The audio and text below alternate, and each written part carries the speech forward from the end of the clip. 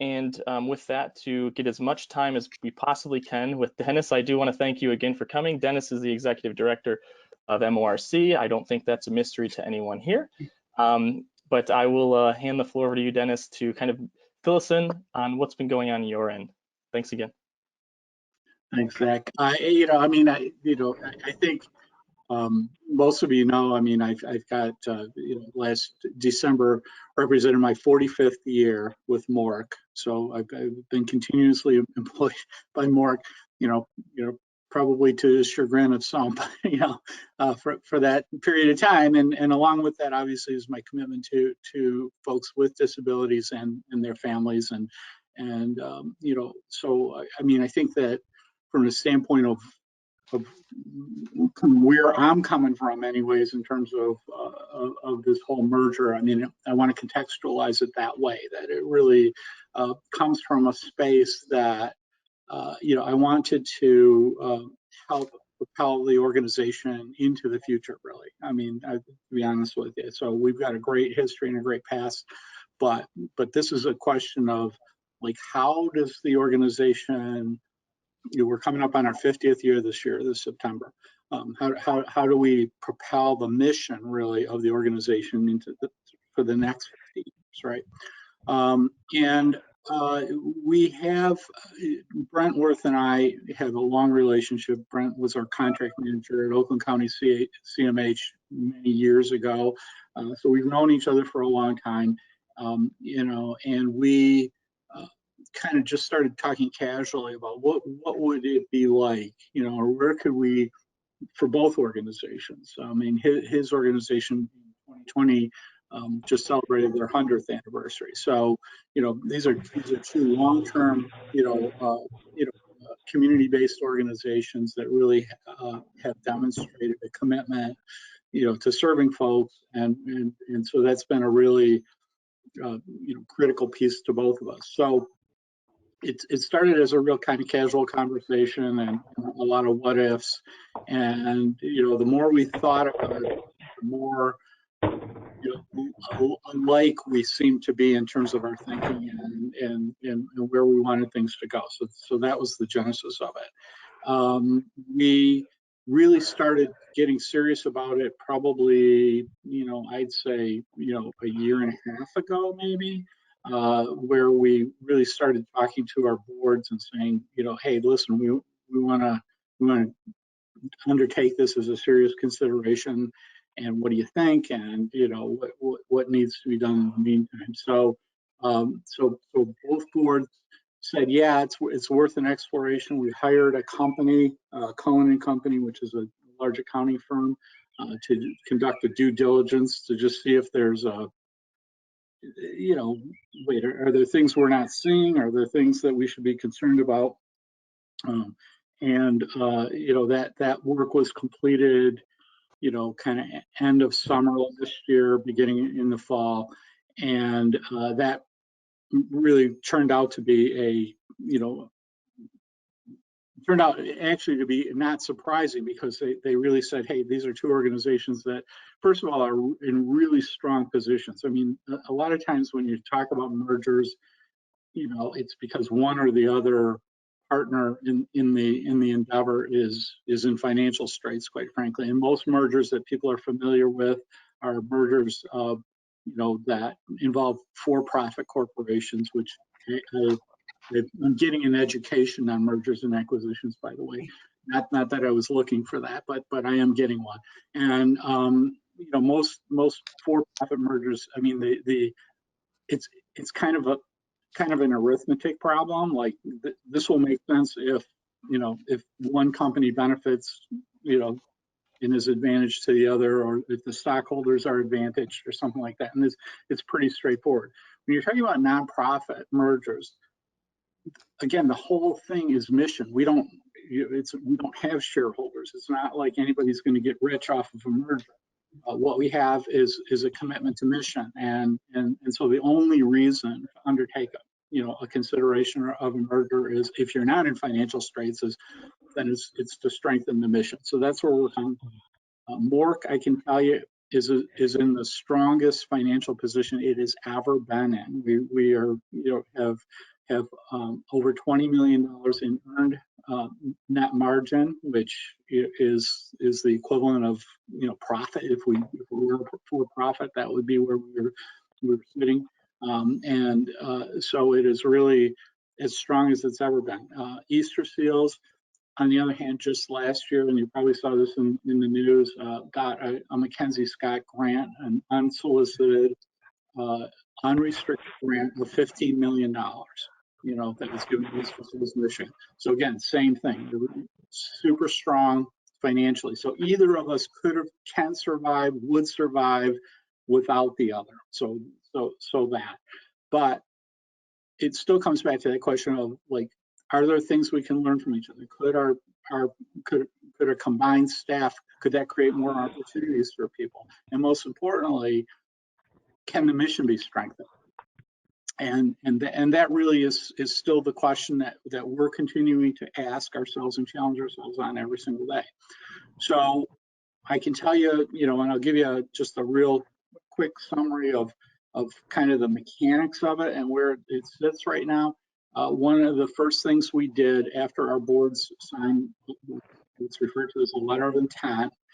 It is non-binding, it's not legally binding, but both boards signed a letter of intent in December. We made the announcement in the paper. Zach knows he's one of the first people I called because AMORC is critically important to us and his influential in shaping our mission. So important to involve AMORC in any of these discussions. We then hired what are referred to as an integration manager. We hired a small firm and kind of a boutique firm. The firm is called Vlasic and Roth. And yes, it is Vlasic, as in the Vlasic pickle people. He's related, but don't hold that against him. He's an emergency room physician by training, and kind of like got to a point where he said, look, I realize as an emergency room physician, I'm coming in when the problem has already happened, right? The injury has already occurred, the problem's already occurred. I want to be on the other side of that. I want to be driven and motivated by how can I prevent things from happening? How can I make things better? So that really resonated with us. Obviously, that's kind of where we live, and so their methodology and processes, they are very, very focused on the culture of the organizations. That's, they keep telling us, look, the mechanics are going to take care of themselves. You don't have to worry about that stuff. There are accountants and lawyers who will get the right forms in front of you and do those sorts of things. But what we really need to talk about and put our energy into is making sure that the people, which is really everything. MORC doesn't deliver a service without the people, right? So we want to make sure that the people are properly cared for, informed, and that they have a voice in the process. And that's all great, right? Except that it does create this kind of like, wait a minute, in most mergers, the CEOs would sit together, they'd line out how this is going to go, and boom, set out a timeline, it would be done by now. What Jeff keeps telling us is, look, this is slow on purpose, and we want it to be slow on purpose. So we're trying to involve people from the ground up to inform the process, to give us direction on this, and it is. It's kind of, sometimes there are times I was talking to folks on Friday. It's like where I'm like, how come this isn't further along right now? But again, we don't want to rush it. We'd rather take a few extra weeks here and make sure that we got everybody's, is feeling good about it, that we take everybody's temperature and make sure that it feels good. Having said that, there are all kinds of things that come up every single day that nobody had thought of. And again, it's this was nothing I've ever done before. It's nothing Brent's ever done before. But we really are kind of in this rebuild the plane while you're flying it, kind of a situation. There is the next formal step in this process is something that has been, it's been retitled 3 or 4 times now. So I think it's, we called it a definitive agreement. We called it a merger agreement. We've called it a collaboration agreement. We've called it a collaboration and merger agreement. But anyways, it is something that the boards, will have to agree to, and that will commit us formally to working on this. So we'll be legally bound. So the letter of intent is a non-binding. The merger agreement, definitive agreement, whatever it's being called, will actually bind the 2 organizations to work together. It passed the Easter Seals board last Thursday. It is going before the MORC board tomorrow in a special session. It is a pretty dry read. There's nothing exciting in there except for the things that we put in there that we think are important. So, for example, one of the things that's in our definitive agreement that you probably aren't going to see in most agreements of its nature is something called a heritage statement. Again, reflecting on the fact that both MORC and Easter Seals Michigan come with a strong, community-based, legacy that we want to make sure that we build off of. However, we also want to say, look, this is an opportunity to create something new, and that's what we want to do. So our merger consultant, Jeff Lassick, says to us all the time, look, your challenge here is to take 1 + 1 and make it equal 3. So that's kind of what's in front of us right now, is to really, and some of that's still right until we actually get things on the road. People aren't going to be able to see it, touch it, and know that that's working. I will tell you this: we've started to have, meetings and interactions among, MORC and Easter Seals staff. And they're kind of amazing. I mean, more than, I expect them to be like kind of a middle school dance, like we're boys on one side, girls on the other side, and nobody talks to each other.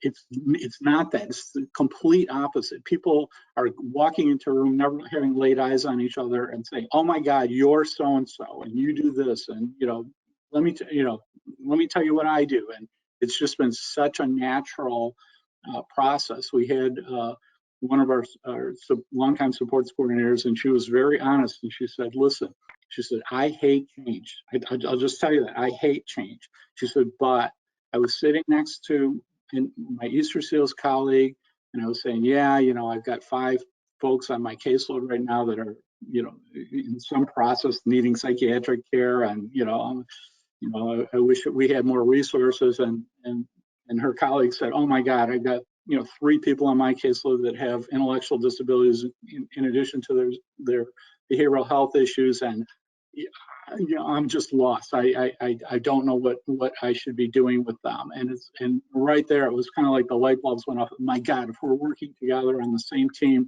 in the same organization, these problems don't go away, but at least the answers are right in front of us, right? And we can lean on each other that way. And I ultimately think, and would hope for the fact that this is something that really where families are going to start to feel this, and they're going to start to say, hey, it was, it's better. People, we're all complicated, right? We're all complicated individuals, and those complications mean that from depending on the day, our needs are going to change, and you really, to be in a situation where you can kind of more seamlessly, migrate from one set of care standards to another, is really what our goal here is, and to really push this thing forward. I will tell you this: since we have made the announcement, both Brent and I have been, in contact with CEOs of other nonprofit corporations, and universally the kind of response is, why didn't I think of this? Why didn't I think of finding a like-minded partner and joining, our resources together? And so I hope that 5 years from now, 10 years from now, people are like, yeah, that was a no-brainer. I don't know why somebody didn't do that sooner.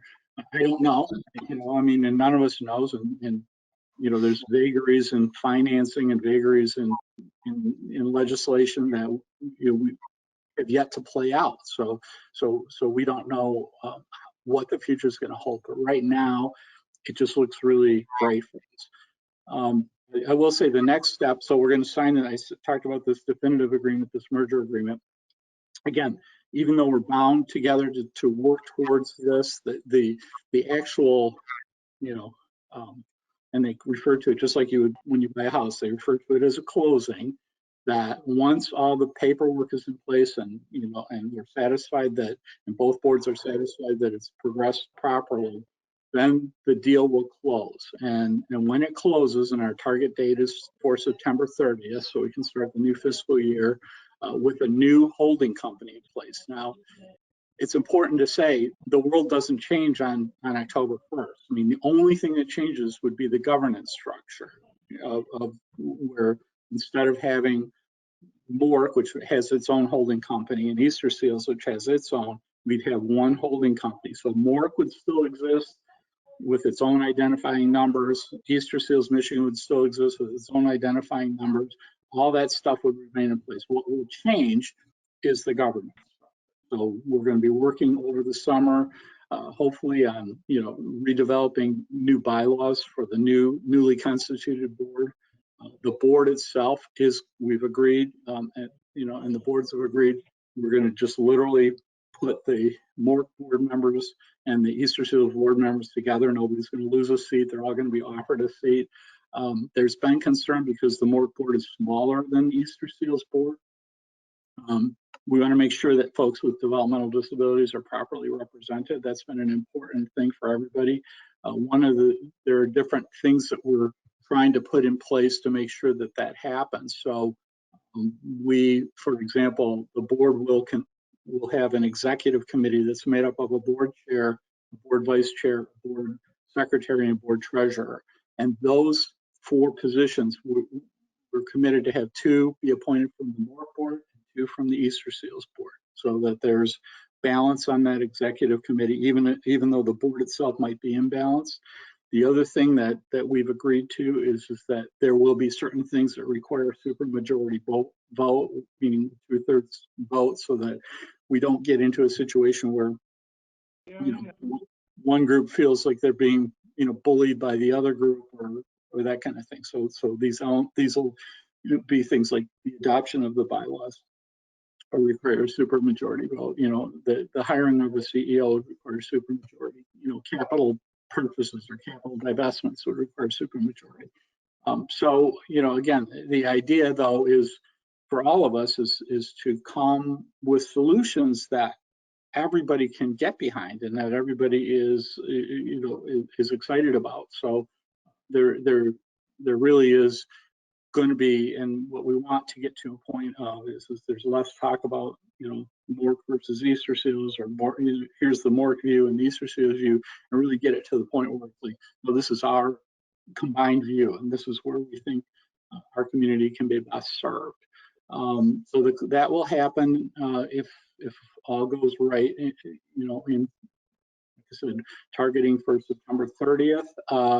But this process, I said to somebody today, this is not going to be like a granite cliff where suddenly everything, the world changes on October 1st. Quite frankly, for most people, nothing will change. The staff will be the same staff. The case assignments will be the same case assignments. Everything's going to be like that.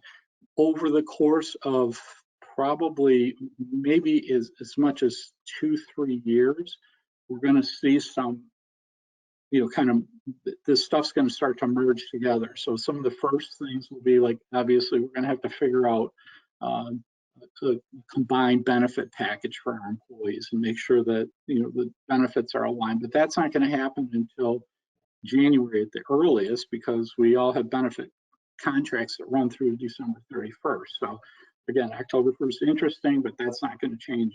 Benefits aren't going to change on October 1st.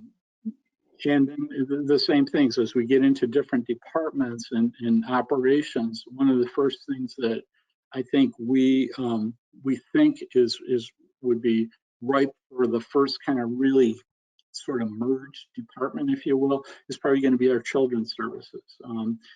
Easter Seals deals with kids with emotional disturbance and autism. We deal with kids with autism and and intellectual disabilities. So we think that it makes sense to start to combine those, will make sense to start to combine those things relatively early on.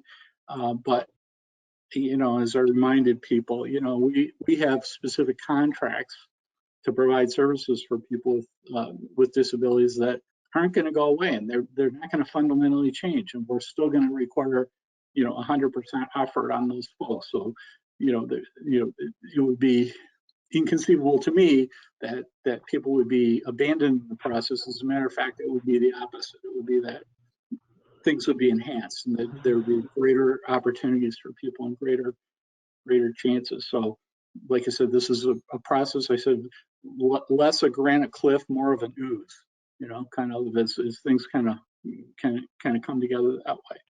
So now I will be quiet, Zach, and if people have specific questions, I can answer. I'm happy to, but no, we don't know everything yet. We're still, it's an emerging thing, so don't know all the answers yet. And I got employees asking me, which health plan are we going to be on next January? I have no idea. We're not there yet. So, but anyways, I will be quiet for a minute. Thank you very much. It's really great to hear that things are going well, and the September 30th target date's great too. And again, I think it's comforting for the membership to know that things shouldn't change immediately. There shouldn't be the October 1st, all of a sudden their support coordinator changes and they're, you got new people calling them and knocking on the door. I know for me, that's been the number one question that I've been getting asked by parents, guardians, is that, what happens to my support coordinator? Am I going to get someone who works on the mental illness side and they're clueless? And I know our first conversation that we had, you had said that no one's losing a job forced to move except you. I think is what you said. You were like, I'm the only one leaving. Yeah, we've got the combined organization. MORC has 285 employees. Easter Seals has 515, and between us, we've got 100 openings between the two organizations. So no, this isn't like some kind of a deal where we're trying to pay people out or we're trying to save money. And again, to whose benefit? We don't. We want to be efficient in what we do, but we're not into this because somehow Liz Bauer's going to make $10 million because of this merger. I mean, it's like it's not like that. It just doesn't work that way. So finally getting the payout. Mission. I guess I had a question, Dennis. Maybe I missed it. You said both agencies are strong, with the finances. But maybe I missed it. But why are you merging? Exactly. Exactly. Great question. Well, again, it comes back to John. It comes back to what I said earlier. It's about the mission. It's about strengthening the mission. It's about bringing in different resources. That are currently. You would have to jump out of the one organization to get the resources of the other organization, or we have to buy them from each other. Like psychiatry is a great example of that. So Easter Seals has a strong psychiatric program, as you would expect, because they deal with people with mental illness. MORC has, at last count, probably about 30% of the people we serve have some kind of psychiatric need. And we have a really difficult time finding psychiatrists that are experienced and have a willingness to work with people with intellectual disabilities. It's really been a challenge. And we've hired headhunters, we've done all these kinds of things. So one of the things that we've had to do is reach out, separate and apart, has nothing to do with the merger. We have been reaching out to Easter Seals to say, can we buy some psychiatry services from you? So and they have, but quite frankly, we're paying more for psychiatry services from Easter Seals than we get reimbursed for them. So that's number one. Number two is their medical director, Jeff Ganay, is a psychiatrist, and he is also the chief of psychiatric residency for William Beaumont, Oakland University. And he has a passion for working with people with intellectual disabilities because he spent, a good part of his beginning in his career in the Air Force, and he worked with families who had kids with disabilities and who needed psychiatric care. So he has a passion for this. And, so again, what we're looking at this as like, well, this could be great because now he can help guide, psychiatric residents through a rotation with people with intellectual and developmental disabilities and try to work that side of the program. It's something that has, quite frankly, lacking. And we've talked about this. So the promise here is, or the hope is that by combining the two organizations, it's going to make those kind of collaborations easier. That's not a guarantee. I'm not telling you that, that the world is going to be suddenly magically wonderful, on October 1st. But I think it combines the resources of the two organizations, and it's kind of what I talked about before. That we've already identified, or people have identified, self-identified, not even with any kind of input from management, opportunities where, gosh, if I, have somebody on my caseload who's got an intellectual disability and a psychiatric disorder, it would sure be great to be able to call across the hallway to a colleague and say, hey, what do you think about this? As opposed to doing a formal referral out. And the same thing on their side. They've said, look, we've got people with intellectual disabilities that are identified as primary psychiatric disability. It would be great to know that there are resources available within the same organization that could help with that. So that's what it is. Is there some kind of absolute thing there? No, there really isn't. I have a quick question about the clinical service side of things. Do you see any changes for people that are currently getting, OT supports or speech language pathology, anything along those lines? Well, again, my hope is that we're going to actually be able to strengthen it. And they'll tell you, Easter Seals will tell you that they are not as strong in some of those services as MORC is. So, in the same respect that that they're stronger in terms of psychiatric care, we're stronger in terms of some of those clinical services. Speech and language and OT are great examples. So I not only don't see a diminishment in those things, I see this as an opportunity to be able to potentially strengthen. I really do, because I think we're going to have a broader group of people that we're working with. Great. Well, Dennis, I'm sure others share the same. When first heard about the merger, it was a surprise, but honestly, the way that you're going about it, it's very, you're doing it in a slow progression and a very organized fashion. And I just see it, eliminating duplication, and making it more efficient, and enhancing the services for those that you support. So I'm excited for you and excited for the organization the two of them to come together.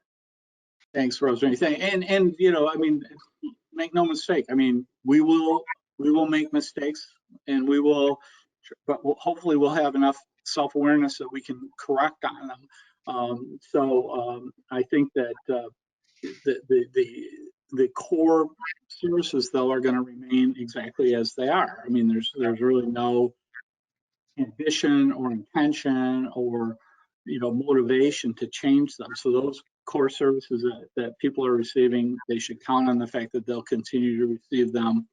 No, I've gotten that question from staff. Does this mean I have to be cross-trained on substance abuse? I don't want to work with people with substance abuse. No. Look, if you're a social worker and you're trained on folks with developmental disabilities and you love that population and they love you, great. You've got every opportunity. I will tell you this. I just lost a psychologist just last week, really great, a really good one. And, and the reason was, is she said, I really don't have an opportunity here to do group therapy. And I miss that. And I want to do more, more kind of group. And, but I also love the folks that I'm working with developmental disabilities. Okay.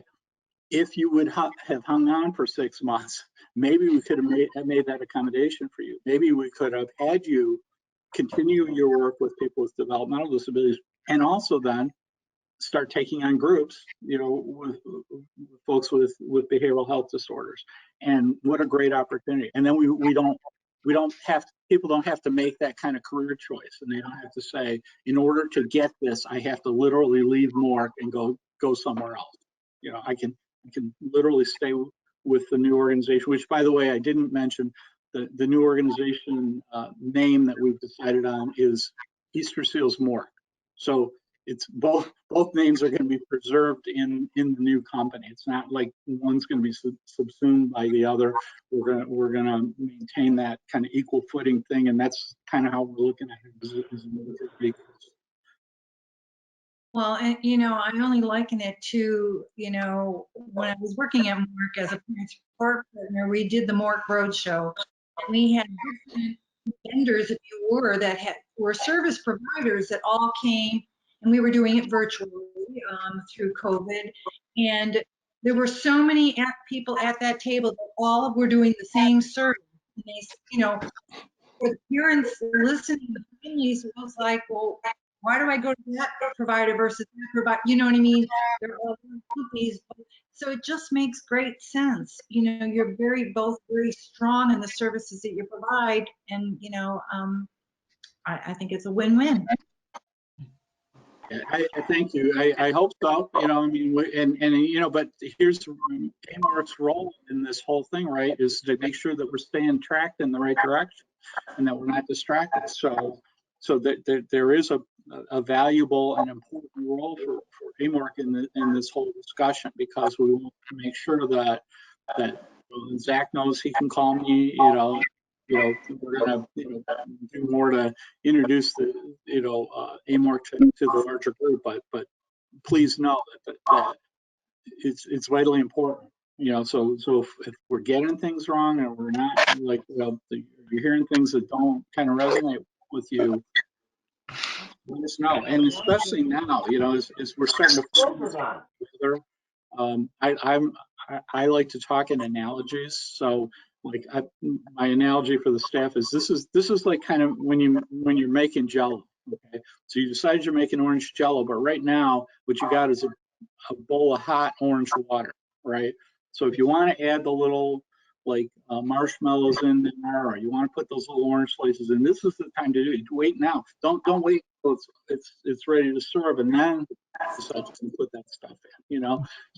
So this is a great time for feedback. This is a great time to have your voices heard, and to let everybody know what your concerns are, what things you like that you're hearing, what things you don't like. I mean, this is a great time.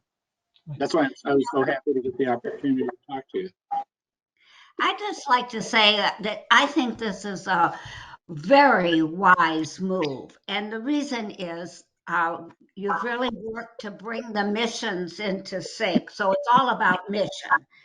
And the end result will be a comprehensive service that can meet more needs of an individual than the single one or the other by itself. And so I think that's from just a service available to somebody with a disability. And believe me, many people with a developmental disability have a psychiatric disability or a substance use disorder. People are not just one thing, they're comprehensive. The second thing I think about this merger that is brilliant is it will create a larger organization that will be in a better position to be a player in the changing structure of mental health disability services in Michigan. There's, I don't know how much talk people have made about, the various legislative proposals and stuff. That's where I spend most of my time.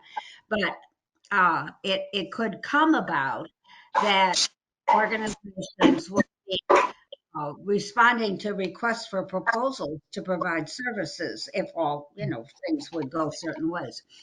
And the combined organization, with its array of staff, with its comprehensive service, will be in a much better place to be a player. So I applaud the effort that the boards have made to work together, and that Brent and Dennis have made to make it knit. So that just from one person.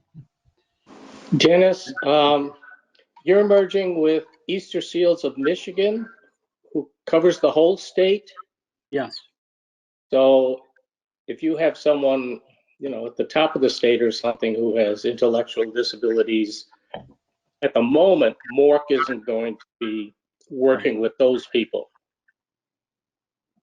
Yeah, I mean, but Randy, I mean, here, I'll give you a great example of this, and Liz will remember this. We embarked on what turned out to be the world's worst timed marketing campaign in April of 2020. We had arranged for, actually in February, we arranged for like kind of a statewide billboard program, just an awareness program, to let people know about MORC. So you all remember what happened at the end of March of 2020. People quit driving. So again, we had these great billboards up, and I'll tell you, we got calls from Wood TV on the west side of the state because people were really excited about, is MORC coming over to Grand Rapids? And the answer was no. It was just an awareness campaign. But now, with Easter Seals, literally has a Grand Rapids office. So if the combined organization, if somebody were to reach out to us that way and say, hey, we're really interested in MORC services, we instantly have, the answer is going to be flat out no. It's going to be, okay, well, let's see how we can make this work. And, so I do think we can broaden our reach. Obviously, one of the things that MORC is well known for and has really made its mark is in the training area. We are just, to let you know, we're hosting this summer the General Teaching International Conference. We've got people coming in from Canada, from Iceland, from Europe, coming to Ann Arbor. And it's hosted by MORC. And now with our new partnership with Easter Seals, we're going to be able to, they're already signed on as sponsors, independent of the merger and things like that.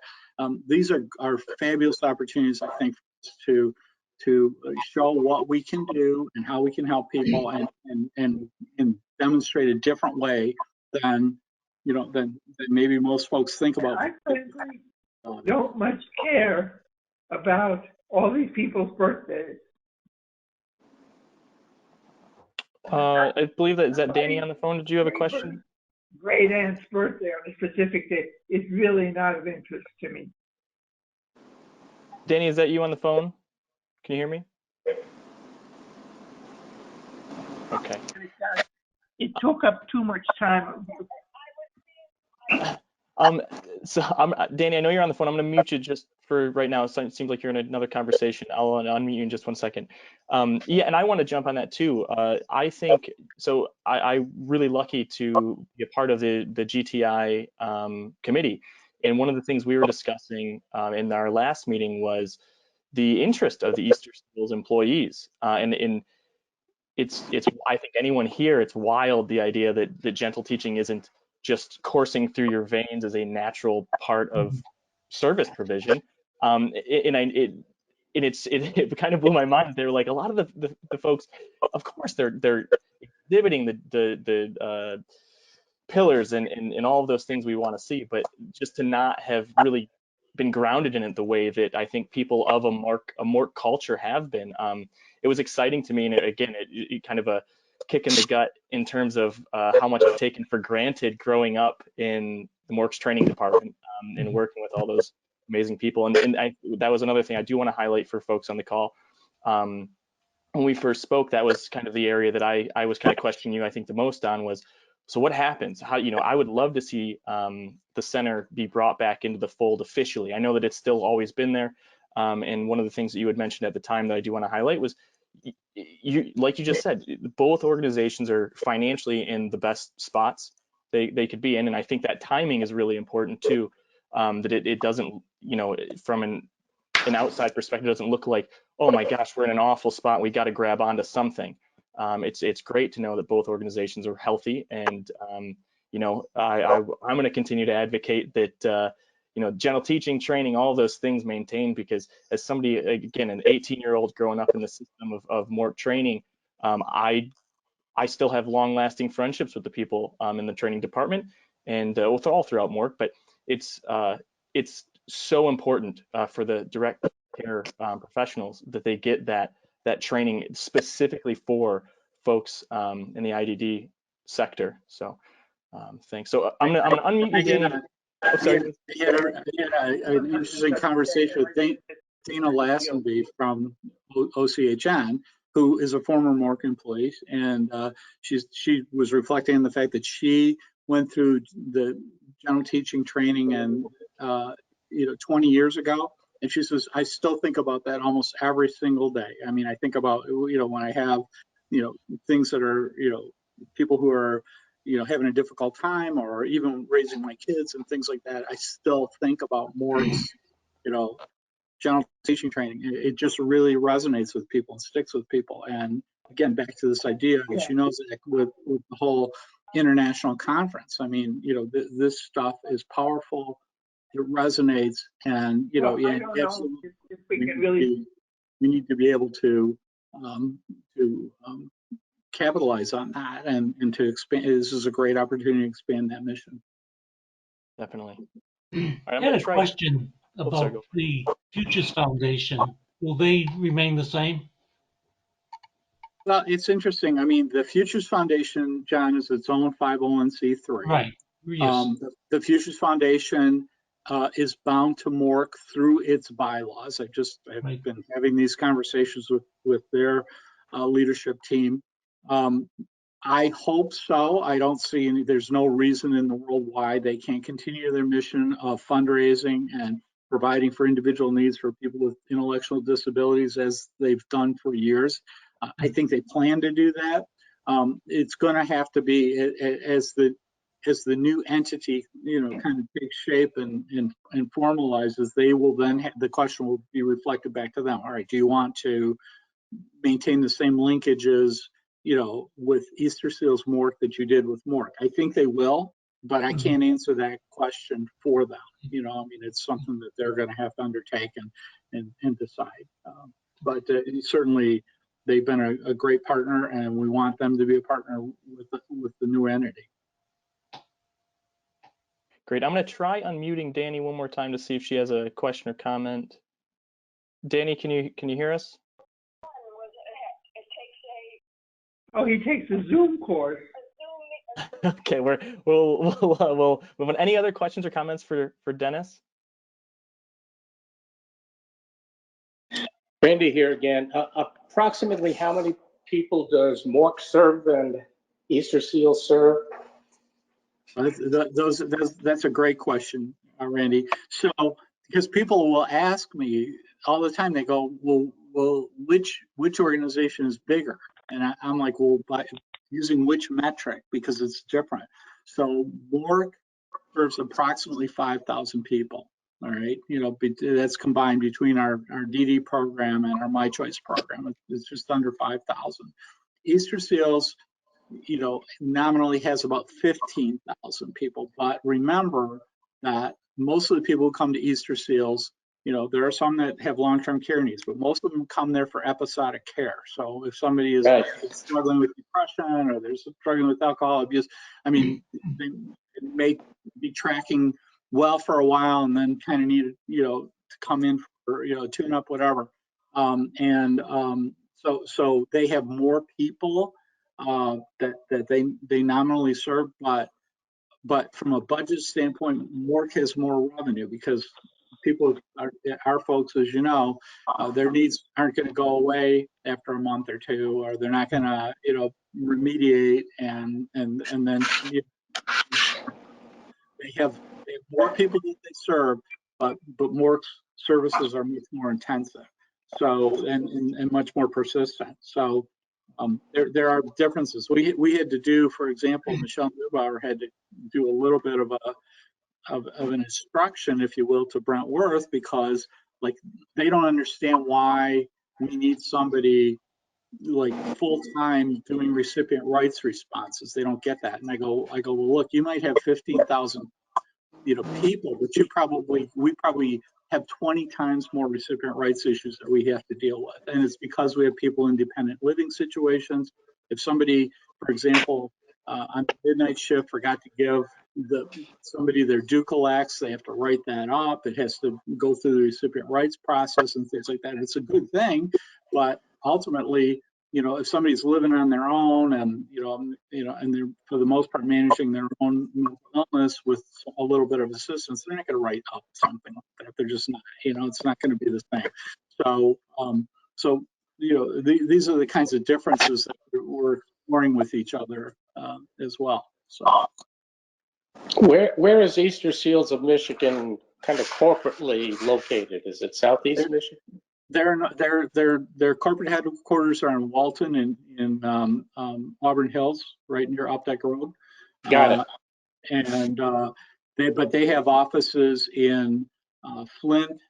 They have offices in Grand Rapids, as I mentioned. They've got offices in Southfield. I think they're opening an autism clinic in Wall Lake, I think. I mean, so it's kind of they've got that. And the other thing about it is that if for a lot of our folks participate in the Miracle League in the summertime, and that again is sponsored by and affiliated with Easter Seals Michigan. So they have kind of taken that under their wing, and it's a great thing. If you've never been to a Miracle League game, I'm telling you, you're missing something. It is a hoot, and I think it's a really terrific thing. And most of the folks who participate in that are folks with intellectual disabilities. So. This is my last question, and then I'm going on mute, Dennis. The $20 million net margin, has that grown steadily, or did it take a big jump in the last year or two? It's just grown steadily, Randy. It's something that we've worked on really hard for the last 20 years, honestly. I mean, good for you. I'm muting. Great. Thanks. Any other questions for Dennis? Comments? Well, I just heard you say that Scott gave Easter Seals $50 million donation. Mackenzie Scott, 15. Yeah. 1-5. 15. 1-5. Okay, I thought you said 50. Okay. Mackenzie Scott, yeah. Yeah. So that was last year. They got that last year. Right, I remember that. Yeah. Okay. Thank you. Great. I thought, John, you were gonna give us 50 million. I'll loan you 15 million. Oh, okay. I'm curious what you're margining there. Yeah, really. Try one more time. Danny, one last time, just in case. I don't want to keep you on mute if you're trying to get. Cake stand. It's gorgeous. Okay. Yeah. All right. Well, Dennis, you're more than welcome to stick around. We're going to blaze through the rest of this. I've got a date at 7 o'clock with the Boston Bruins, so I got to make sure to get off here by then. Let's see. But thank you so much for coming. Thanks, everybody. Thanks for having me. And certainly, if you have any questions, you can ship them right to me. Send them to Zach. That's fine. And we'll okay. It was great. Thank you. Thanks, Dennis. Take care. Bye-bye.